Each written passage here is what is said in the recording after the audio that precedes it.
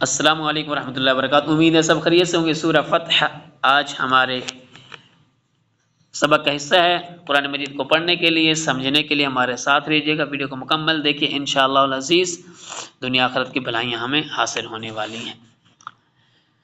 تو فرسٹ تعوذ اور تسمیہ ریڈ کرتے ہیں، تلاوت ہوگی اور سورت بڑی ہے، اس کے ہم 2 ایپیسوڈ بنائیں گے انشاءاللہ، 2 یا 3 میں اس کو کور کریں گے، اور پھر آخر میں جو ہاف ایپیسوڈ ہمارا ترجمہ تفسیر کے حوالے سے ہوتا ہے۔ ویڈیو کو مکمل دیکھیے۔ سورت کا نمبر ہے 48، 48 نمبر سورہ ہے، سورہ فتح۔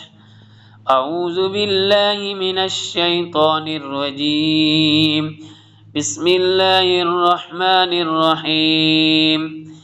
انا فتحنا لک فتحا مبینا۔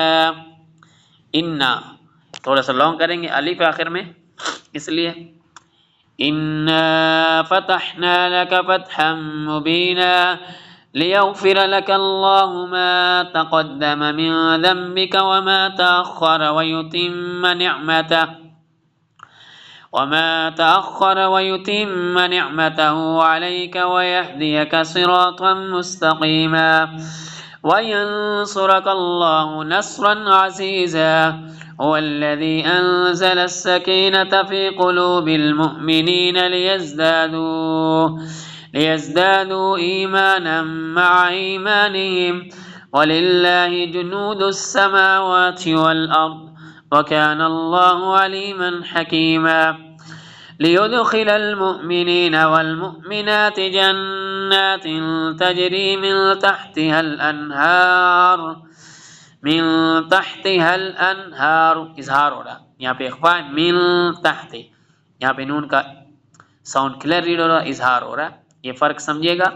من تحتها الانہار خالدین فیہا ویکفر عنہم سیئاتہم وکان ذلک عند اللہ فوزا عظیما ويعذب المنافقين والمنافقات والمشركين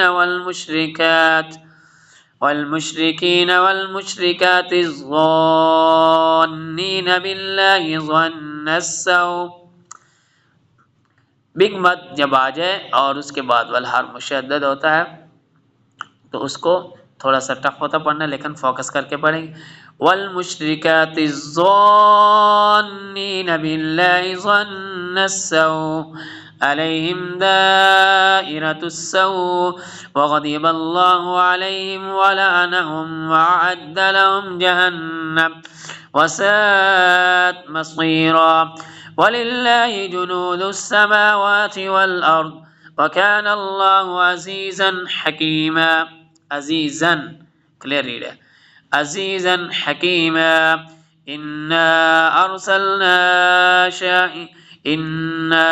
ارسلناك شاهدا ومبشرا ونذيرا لتؤمنوا بالله ورسوله وتعزروه وتوقروه وتسبحوه بكرة وأصيلا إن الذين يبايعونك إنما يبايعون الله يد الله فوق أيديهم فمن نكث فإنما ينكث على نفسه ومن أوفى إظهار ہو رہا، دیکھیں، ومن أوفى بما عاهد عليه الله فسيؤتيه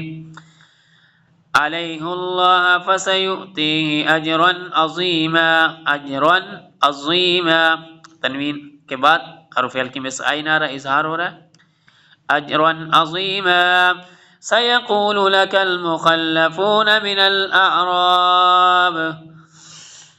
الأعراب شغلتنا أموالنا وأهلنا فاستغفر لنا يقولون بألسنتهم ما ليس في قلوبهم قل فمن يملك لكم من الله شيئا إن أراد بكم ضرا أو أراد بكم نفعا بل كان الله بما تعملون خبيرا بل ظننتم أن لن ينقلب الرسول والمؤمنون إلى أهلهم أبدا وزين ذلك في قلوبكم وظننتم ظن السوء وكنتم قوما بورا ومن لم يؤمن بالله ورسوله فإنا أعتدنا للكافرين سعيرا ولله ملك السماوات والأرض يغفر لمن يشاء ويعذب من يشاء وكان الله غفورا رحيما سيقول المخلفون إذا انطلقتم إلى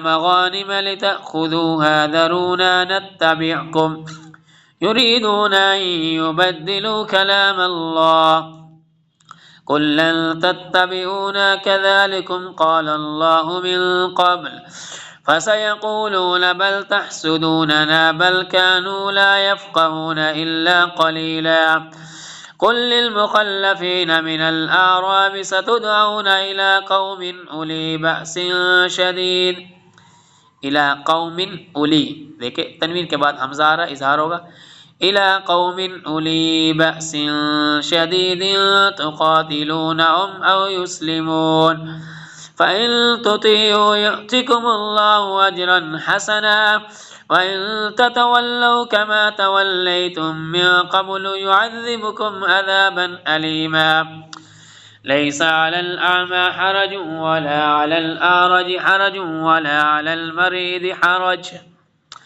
ومن يطع الله ورسوله يدخله جنات تجري من تحتها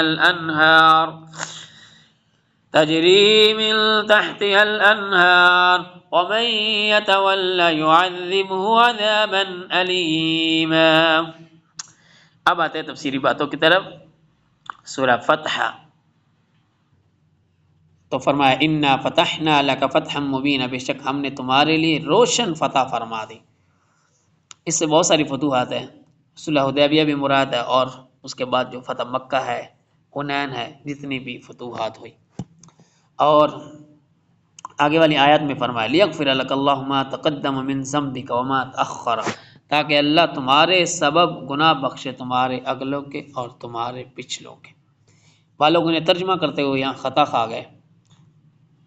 ان کا یعنی ترجمہ کرتے ہوئے کچھ اللہ رب العزت جل والا کے حبیب سے اس بارے میں انہوں نے کہہ دیا کہ اللہ آپ کے پچھلے گناہ معاف فرمائے، آپ کے اگلے اور پچھلے. حالانکہ اللہ کا نبی جو ہوتا ہے وہ گناہوں سے پاک ہوتا ہے. تو مفسرین نے لکھا، اعلیٰ حضرت رحمہ فرماتے ہیں یہاں لیغفر لک اللہ ما تقدم، تاکہ اللہ بخش دے آپ کے سبب آپ کے اگلوں کے جو حضور کے نسب میں آپ آتے ہیں، اوپر حضور کے والدین اور اوپر جتنے بھی، اور یہاں سے انبیاء مستثنی ہیں، جتنے بھی اوپر انبیاء کرام علیہ السلام ہیں، حضرت ابراہیم علیہ السلام اور جتنے بھی انبیاء تقدم میں انبیاء مستثنی ہیں، دوسرے آباء و اجداد مراد ہیں جو توحید پر تھے، ان کے گناہوں کی معافی کا ذکر فرمایا.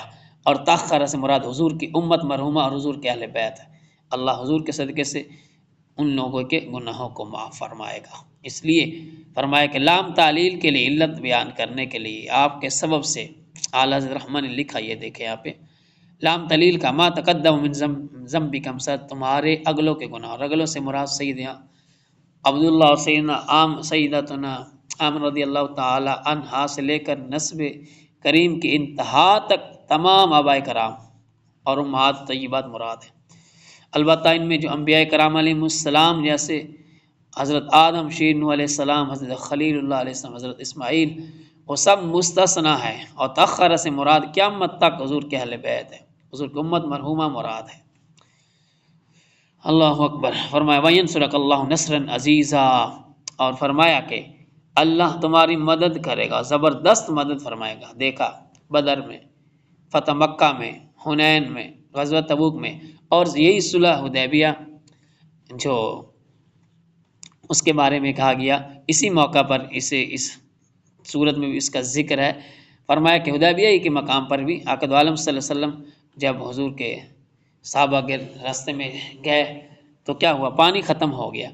تو آقا عالم صلی اللہ علیہ وسلم نے اپنا دست اقدس اپنے برتن میں رکھا. 1400 صحابہ کرام، 1400 کے قریب صحابہ کرام علیہم الرضوان نے اس سے پانی پیا تو اللہ تعالیٰ حضور کے انگلیوں مبارک سے پانی کے چشمے جاری کر دیے۔ سبحان اللہ، یہ بھی عقد عالم صلی اللہ علیہ وسلم کی شان ہے۔ وَلِلَّهِ جُنُودُ السَّمَاوَاتِ وَالْأَرْضِ، اور اللہ ہی کی ملک ہے آسمانوں اور زمین کے سب لشکر۔ منافق کہنے لگے کہ یہ اب کفار مکہ کو تو انہوں نے مار دیا اور خیبر کے بھی معاملات ہو گئے، تو اب وہ منافق عبداللہ بن ابی اور دیگر کہنے لگے کہ روم اور جو کسرا ہے ان کی سلطنتوں کو کون فتح کرے گا؟ تو اس وقت اللہ تعالیٰ نے فرمایا اللہ ہی کی بادشاہی ہے، زمین و آسمان کے تمام لشکر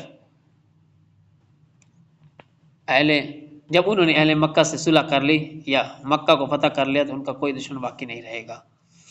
تو اگر ایسی بات ہے تو فارس اور روم کدھر جائیں گے؟ تب اللہ عز و جل نے یہ آیت نازل فرمائی دشمن خدا کے لیے۔ یہ اعلان ہے، اللہ فرماتا ہے اللہ ہی کے لشکر ہیں، زمین و آسمان کے جتنے بھی لشکر ہیں وہ اللہ ہی کی بادشاہی میں ہے۔ آقا دو عالم صلی اللہ علیہ وسلم کی شان کا ذکر انا ارسلناک شاہدا ومبشرا ونذیرا، بے شک ہم نے تمہیں بھیجا حاضر ناظر اور خوشی اور ڈر سنانے والا بنا کر۔ آگے آقا دو عالم صلی اللہ علیہ وسلم کی ذات پر ایمان لانا کافی نہیں ہے۔ دیکھیں یہاں پہ لِتُؤْمِنُوا بِاللَّهِ وَرَسُولِهِ، فرمایا تاکہ اے لوگو تم اللہ اور اس کے رسول پر ایمان لاؤ اور اس رسول کی تعظیم اور توقیر کرو اور صبح و شام اللہ کی پاکی بیان کرو۔